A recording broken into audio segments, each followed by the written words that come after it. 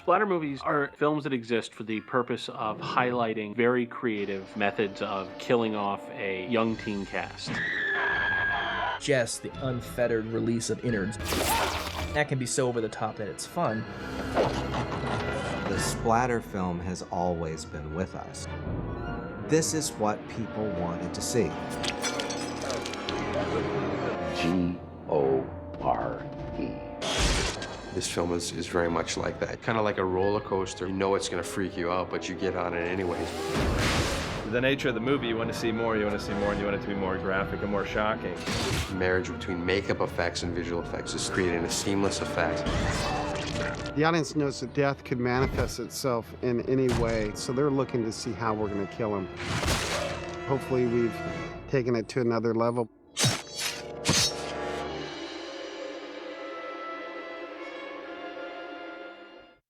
From 1897 to 1968, a theater was established in Paris called the Theater of Grand Guignol, a place where aristocrats and common folk could both see in vignette form a series of appalling, violent acts done as entertainment. A typical kind of night at the Grand Guignol, an eye would be scooped out and thrown toward the audience, or a leg would just be hacked off. The blood, which of course drenched this theater, would be so realistic that people frequently, women and men, would literally faint. They went for more and more gore, and the more gore they went for, the more the audiences ate it up. This is France having lived through the revolution. This was a way for them to act out against figures of power, decapitated and disemboweled and cut to pieces. And it was, I think, a necessary thing for them. Grand Guignol was letting people enjoy vicariously what the ancient Romans enjoyed in person. People wanted to see these people die in front of them, that bloodlust, which lurks in the human psyche. Grand Guignol was certainly the early ancestor of us all. One of the early schools of horror was expressionist horror, where it was far more suggestive with shadows and lighting. You had things like Nosferatu. Even with the Universal monsters, the kills were far more suggested. You would go to shadows on the walls. If they'd had that sort of extreme gore right off the bat, it really would have been, I think, too much for an audience to take. These films come in cycles. It was just a matter of time when we would go a little further. In 1957, Hammer Films of England took the old Universal horror films that were all black and white, updated them, gave them sex, gave them color, and gave them overt violence. Now, if you've got vivid color, why not throw some red in there and see how it looks? Psycho from 1960 was black and white, the Hitchcock movie. His gore took place in a shower. People said, oh my goodness, how could they do that? So yes, I would certainly accept Psycho as a film that suggested what was to come later. But it wasn't like Blood Feast where the tongue gets pulled out. Herschel Gordon Lewis is, I think, the consummate exploitation filmmaker. Very aware of the need to sell a ticket in order to justify making the next film. In 1960, Lewis started working with David Friedman, who was an ex-carnival barker. Carnivals of the 1920s and 30s that used to shock Midwestern towns. What I learned from Dave Friedman was a P.T. Barnum approach of fearlessness to shoot things that without Dave I might never have had the courage to shoot. At the time, there was censorship against nudity. There was no censorship against gore because it didn't exist. Who would ever dream that someone would shoot a picture like this with blood gushing? Blood Feast was the first. We had department store mannequins, which we would stuff with glop. It made people sick. The key scene in Blood Feast, he rips the tongue out of a girl's mouth. He pulls out the tongue and all that glop comes out. That scene staggered people. Yes, the effects by today's standard, using department store mannequins and chicken skin, were laughable. But the picture itself was hard and brilliant. With Blood Feast, he really tapped into an unconscious response in his audience, which was, show me something that I'm not supposed to see. The violence was there, the blood was there, and it made a fortune. I don't deny and I don't cringe anymore about being called the godfather of gore. I wear that mantle with some degree of pride. People say, oh, you're the guy who started it all. How could anybody be unhappy with that? When guys like Herschel Gordon Lewis began to create the outer envelope of exploitation, other filmmakers start to get into the business, and very quickly things escalated. By 1968, George Romero did Night of the Living Dead. The ghouls are very realistic, and because it's black and white, you just can't quite make out what they're eating, but it sure looks disgusting. There's no denying the impact of The Exorcist the first time on an audience, and seeing the little girl's head spin around. It was shocking because it was done at such a high level of realism. When you would do the biggest, bloodiest versions, those would be the ones that the crowds would go to. You could see how the mainstream was beginning to embrace these things. The Omen very much followed the formula of incredibly creative and innovative kills, slicing off of David Warner's head. A lot of the splatter films became body count movies. And suddenly, there it was, and no looking away from it, no flinching. Really started to see in the early to mid-90s the transition into using digital effects. In Jurassic Park, part of the shock of that film was seeing a guy torn in half for the first time. The effects got better and better. We are in the third generation of gore, in which everything is possible. The first Final Destination was very clever in the way it took the genre of the teen body count movie. Instead of a man in a hockey mask, you have something that none of us really have a handle on. It's the ultimate stalker, death. There's a moment involving a train, really startling. It is one of the great shock effects from that film. And if you want to waste your life beating the shit out of Alex every time you see him, then you can just drop fucking dead. Maybe the greatest death in any film of all time. I just can't say enough good things about the bus death in the first movie. I mean, I took my DVD player and played it frame by frame, and I didn't see the transition to dummy to the real person. I thought it was great.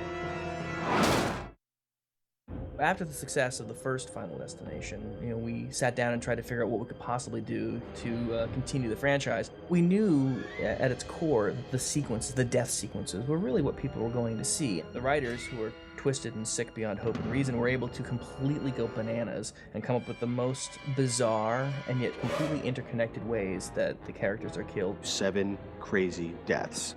Totally intricate with the Rube Goldberg puzzle-like mentality that would even mislead the viewer into thinking they were going to see a death go one way and then it would totally go the other way. We tried to have some situations in this movie where there's things that you feel comfortable with every day. Kind of turn the tables on that stuff and have that stuff be things that now you're uncomfortable with. We do it in broad daylight. There's none of this mood that nighttime or darkness creates. No, we do it in broad daylight in everyday experiences. It sounds kind of grotesque, but it's fun.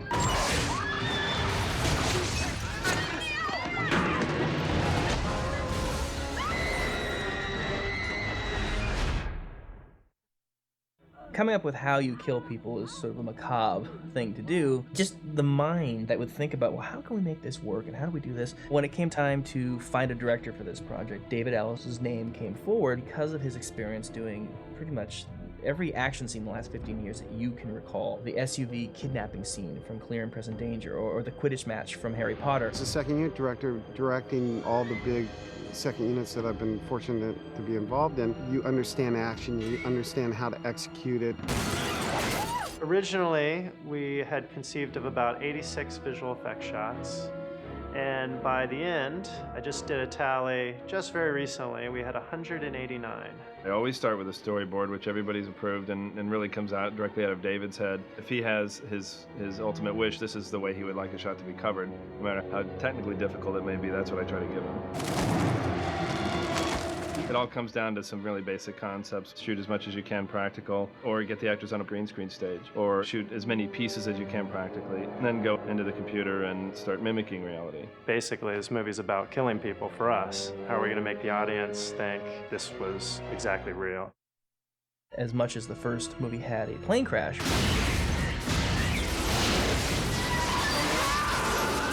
we had to have a commensurate opening sequence.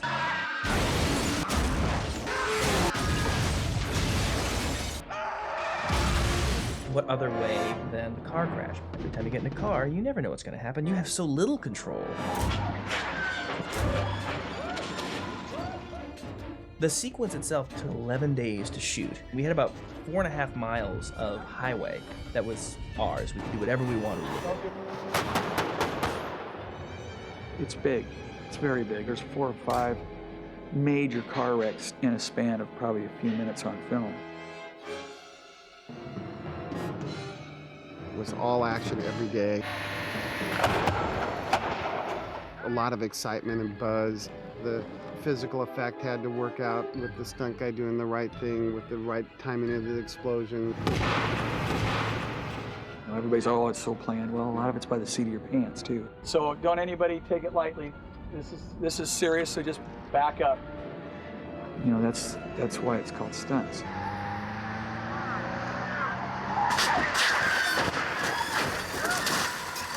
When the red SUV is doing its really horrifying flips, there is a live person who is driving that.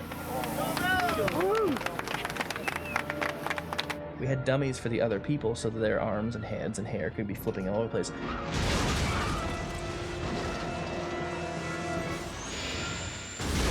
It's a pretty scary undertaking. Of all the sequences in the film, the logs were an element that we did not see. The logs were something that we created. We did a test to first drop the logs just to see what the hell dropping, 4,000-pound logs would look like. It's scary, but they kind of fall off and then they go sliding off the road. The logs don't bounce and drop the way that we needed them to dramatically set up the rest of the sequence. So we knew that they had to be digitally created logs. The first shot is what we call the hero shot. This is the point where the action starts. And this is it right here. Pretty much everything you see aside from the truck and the road, everything else is CG, the chain falling and all these particles and all the reflections. We probably have 20, 25 layers in one shot like that easily.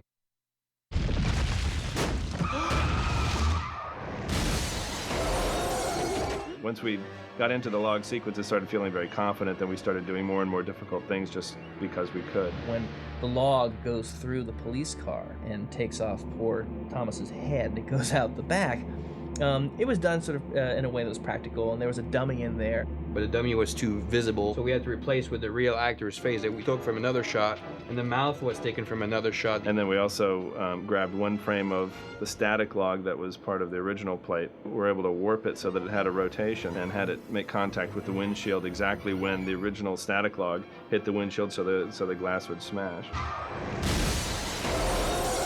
We just kept doing little things that you'll never know. Most of the CG during the opening crash is wire removal. When the young guy is being dragged and the bike is following him, they were all tied onto a wire. We just digitally erased the wire. But that still is a real guy going, ah!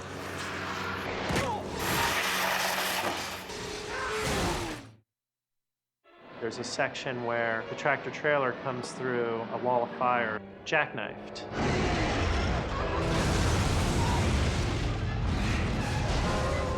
There was no truck jackknife. That was just a truck driving through a wall of fire, which was about maybe a quarter or half the size it is now. I wanted it to mask the fact that the truck was coming at us, so we enhanced our practical fire with CG fire. We shot a miniature trailer with a black box cab so that black box would affect the miniature fire the way the real truck did. We added fire in the foreground, some fire burning on the ground here, extra debris, and here comes the truck from hell.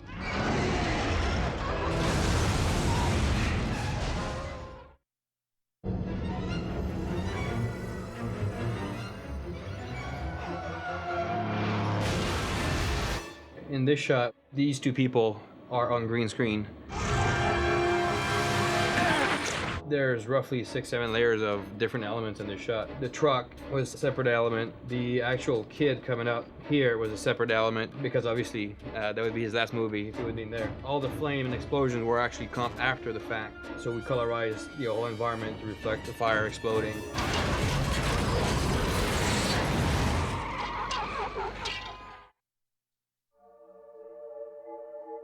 They're still called dummies. They're a little more than just your average floppy dummy.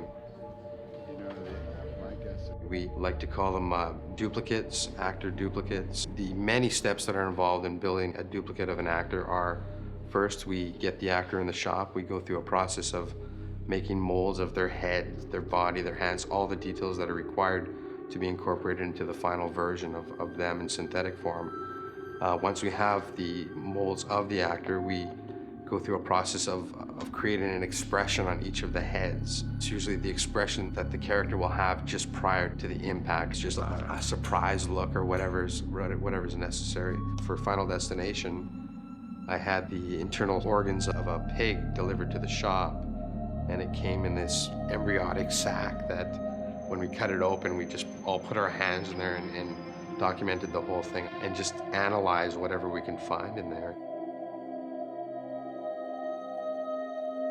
It was a great learning experience because we had that visual reference that we can just put that aside and then begin the process of sculpting each of the organs. If we don't think about those details, then we're gonna have, again, the situation where we have a Benny Hill dummy or a classic Monty Python dummy. Add teeth, add details of eyebrows, punch little hairs into the eyelashes, then finally create the eyes. If the eyes don't look right, then nothing else is gonna look right about the body. The life of the whole dummy is in one little ball the size of a grape that we pop into the head at the last minute, take it to set, and hopefully everybody's wowed by the experience. In the case of Evan, we called that particular gag Evan versus the ladder. It was quite disgusting. Within the skull, we had a condom that was tightly filled with a mixture of raw ground beef, raw egg, lots of olive oil, and of course blood packs. And as soon as the ladder penetrates the skin, everything just explodes out of that eye socket. Evan's death was pretty straightforward. What we did first was we did Evan slipping and falling and hitting the ground. And once we established him on the ground, then we did a pass with him on the ground with no ladder and a green screen in the background. Then we did a pass with a dummy head on the ground and actually doing the impact with the ladder going through the dummy's eye. Then what they did is they did a composite. They took just the part of the eye and where the impact of the fire escape going through the eye from the dummy and composited that onto the first pass with Evan's face. So we're using the dummy's eye in the actual impact of the fire escape, and then we're using the actor's face to react and do the reaction to getting hit. Yeah. Oh my God, have you met this kid? He is the sweetest little guy. He's just got this, he's always happy and everything's excellent. And that's this little friend of mine, James, who plays my son, Tim. He's so happy to be here. Too bad he has to die. I hate to blow it, but it's actually a dummy that gets crushed, not little Timmy. We tried to use him, but they didn't go for it. Tim versus the Glass, the manufacturing that we produced for the show were 3 duplicates of the actor. They were hollow shells. We had placed tightly wound, once again, condoms with all the trimmings. We're designing a body here and engineering it in a way so that when the glass hits it from the head, everything from the head down accordionizes and buckles in a very realistic fashion. We had the actor on location looking up to a camera, and we established him in the spot, and then we took him out and had the dummy already looking up and used just the last few frames of the glass actually impacting the real dummy.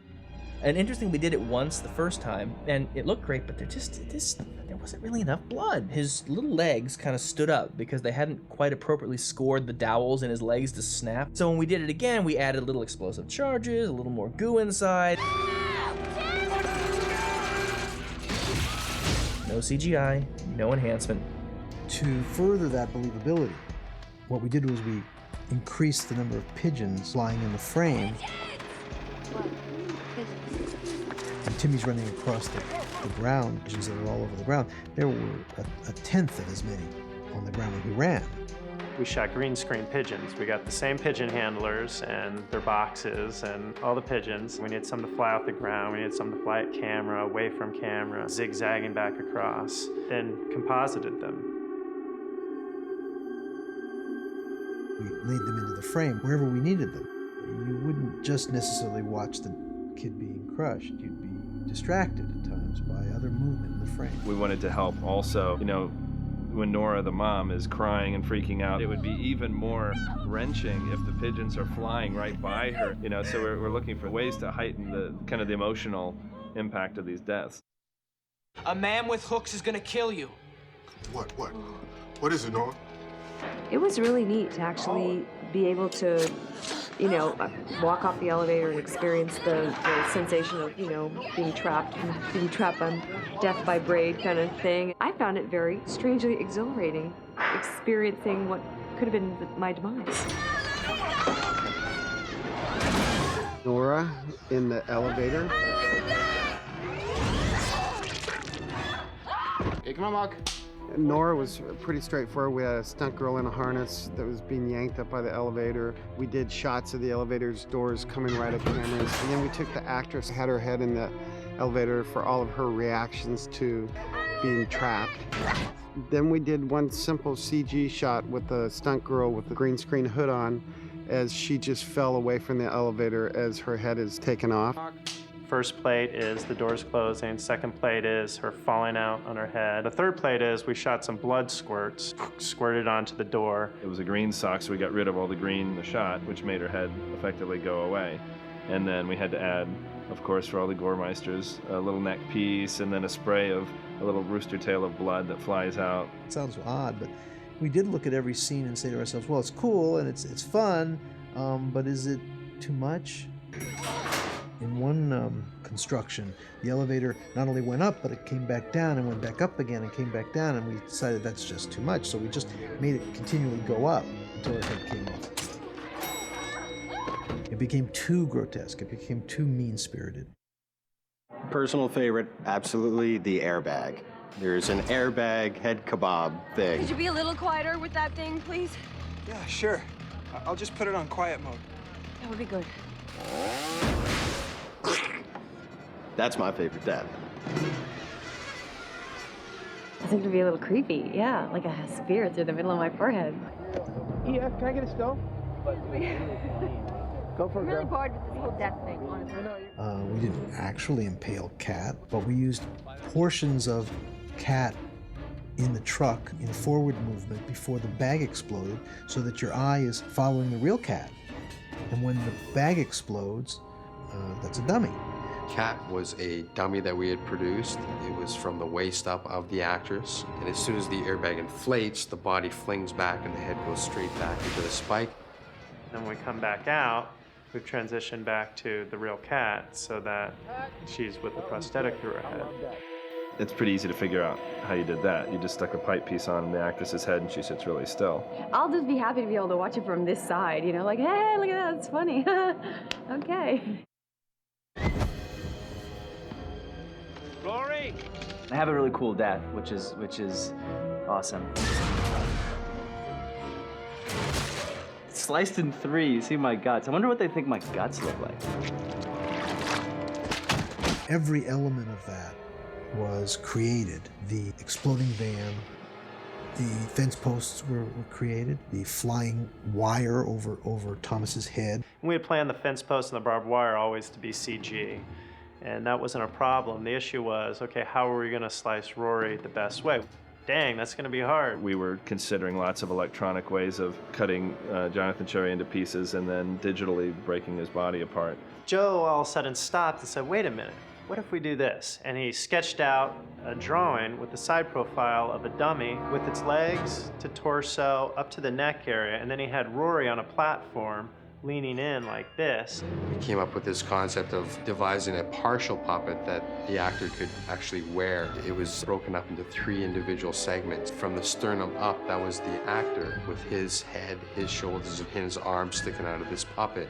The actor is the main part of the whole gag. Just prior to closing up the body, once the actor was inside of it, we were able to open up a trapdoor and put all kinds of intestines inside and lung. And then they had position and get stacked up there and just kind of leaning over bizarrely. 1, 2, 3, pull. And one guy pulls this way, he falls down that way. In the post-production process, we can get rid of all the other people that were involved in that particular gag that are seamlessly blended away and removed. There's a couple of things that made it work. We added more digital blood coming out, and Bill made a prosthetic hand with blood coming out, and we're able to include that as well. And all the pieces kind of came together and then fell apart. Eugene and Clear in the hospital.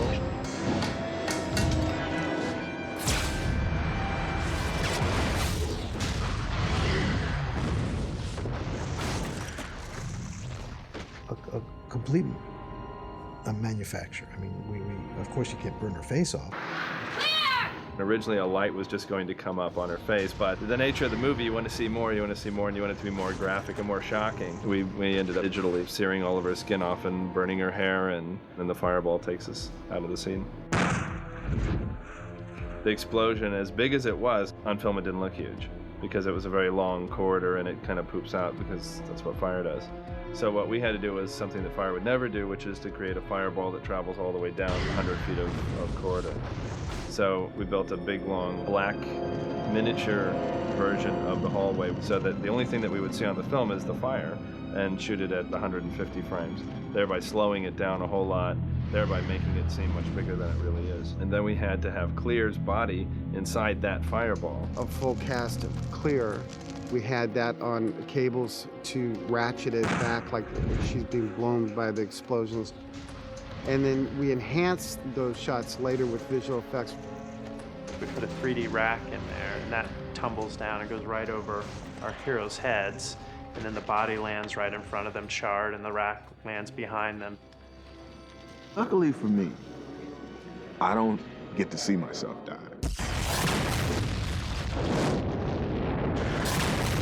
When it's time to go, it's time to go. You have no control over that. Brian, I think you better go check that barbecue. The last death that we have in the movie, poor little Brian, that was a practical effect. It was a dummy with blood and guts and all that kind of stuff, and a fake barbecue that we built, and we just blew the shit out of it.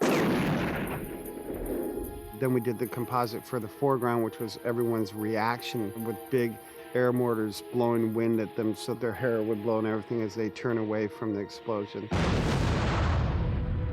For the final piece, we had Bill make a little arm that we put A and B smoke on, which is these 2 little liquids. Once you put them together, they smoke. It looks like smoke.